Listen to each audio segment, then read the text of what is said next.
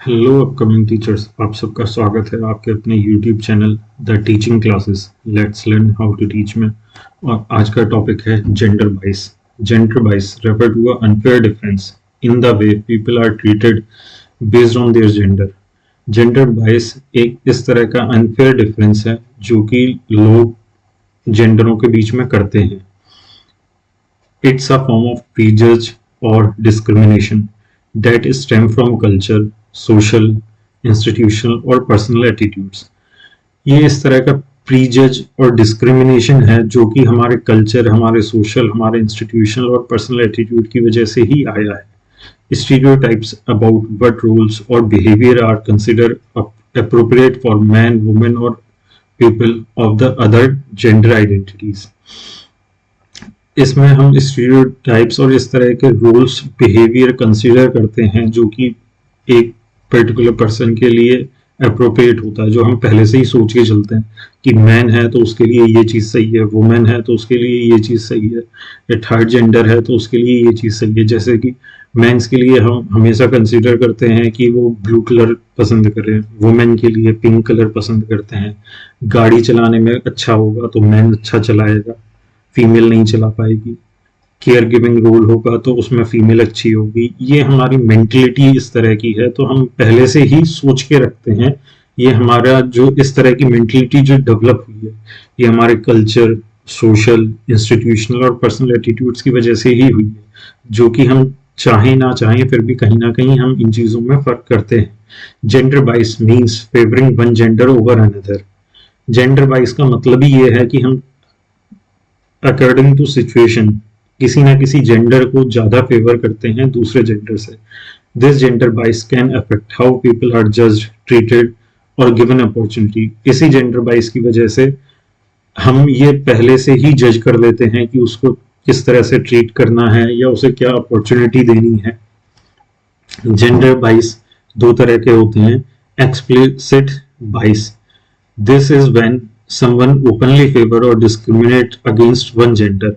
Explicit bias जो है, इसमें हम openly favor करते हैं कि ये होगा तो ये चीज है तो इसमें ये ही अच्छा करेगा. जैसे मेंस हमेशा बेटर लीडर होंगे, ये हम ओपनली कह देते हैं, जो कि इस तरह का सही नहीं है. इम्प्लिसिट और अनकॉन्शियस बायर, जो कि हम चाहे ना चाहे हमारे अंदर से ही ये चीजें हम इस तरह से डेवलप हो चुके हैं कि हमारे मन में ये बिना सोचे समझे ही ये चीज आ जाती है. This happen when people are not even aware they are treating gender differently. इसमें वही चीज कही गई है कि हमें अनकॉन्शियसली हम वो काम करते हैं कि हम जेंडर को ट्रीट करते हैं अलग तरीके से, जबकि ये चीजें नहीं होनी चाहिए. For example, assuming a female nurse is more caring. जैसे हॉस्पिटल में एडमिट हैं और हम ये फीमेल नर्स को देख के हम ये सोचते हैं कि ये नर्स ज्यादा हमारी अच्छी केयर करेगी. जैसे thinking of a man when you here CEO, अगर हम किसी भी पद पे पूछते हैं कि सीईओ कौन है, तो हमारी ऑटोमेटिकली सोच ये कहती है कि सीईओ की पोस्ट पे हमेशा मैन ही होगा, वुमेन नहीं होगी. तो ये इम्प्लिसिट बाइस है. Common example of gender bias in a workplace, women being passed over the promotion because of assumptions they will prioritize family. अधिकतर वर्क प्लेस पर देखा जाता है कि फीमेल्स जो हैं प्रमोशन को बाईपास कर देती हैं सिर्फ इस वजह से कि उनको फैमिली को प्रायोरिटी देनी है. Mens are being discourage from taking paternity leaves और entering care giving roles. Man को हमेशा डिस्करेज किया जाता है पैटर्निटी लीव लेने के लिए, या केयर गिविंग रोल्स जो हैं उनके लिए डिस्करेज किया जाता है. In education, girls are subtly discourage from pursuing steam fields. जो भी हमारे स्टेम फील्ड्स हैं जैसे कि साइंस, टेक, इंजीनियरिंग, मैथ, इस फील्ड में जाने से गर्ल्स को हमेशा डिस्करेज किया जाता है कि तुम टीचर बन जाओ, इन फील्डों में मत जाओ. ये हमारी एक थिंकिंग है कि भैया टीचर का रोल ज्यादा आसान है एज कम्पेयर टू अदर, जबकि ये चीजें सही नहीं. Boys being told to toughen up instead of expressing emotion. Boys को हमेशा कहा जाता है कि मजबूत बनो, अपने एक्सप्रेशन शो मत करो. In media, women are portrayed in passive role or judged based on their look. Women को हमेशा उनके लुक्स के ऊपर जज किया जाता है.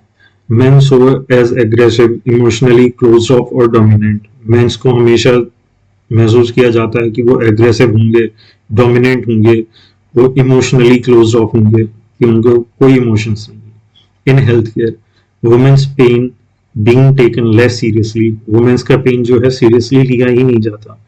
मेंस की मेंटल हेल्थ को हमेशा ये सोचा जाता है ये आदमी है, इसकी तो मेंटल प्रेशर इसको हो ही नहीं सकता। How to remove gender biasness, awareness, जैसे जैसे हम अवेयर होंगे जेंडर बाइसनेस के लिए हम उतने ही इजीली इसको रिमूव कर पाएंगे, क्योंकि कोई भी चीज हम अगर उसके बारे में जानकारी रखते हैं तो हम उसको इजीली हटा सकते हैं।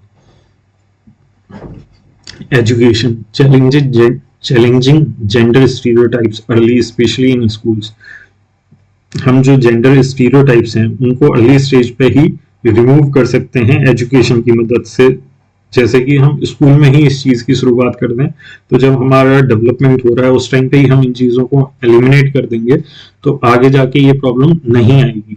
पॉलिसी चेंजेस, हमें पॉलिसी चेंज करनी पड़ेंगी अपनी इनको हटाने के लिए, जैसे कि इक्वल पे लॉज लाने पड़ेंगे, पेरेंटल लीव पॉलिसीज लानी पड़ेगी, एंटी डिस्क्रिमिनेशन रेगुलेशन लाने पड़ेंगे, रिप्रेजेंटेशन हमें इंश्योर करना पड़ेगा कि हमें जो है प्रॉपर अपॉर्चुनिटी मिले दोनों जेंडर्स के लिए अलग अलग फील्ड में, चाहे वो लीडरशिप के हों, चाहे वो मीडिया हो, चाहे डिसीजन मेकिंग रोल्स हो।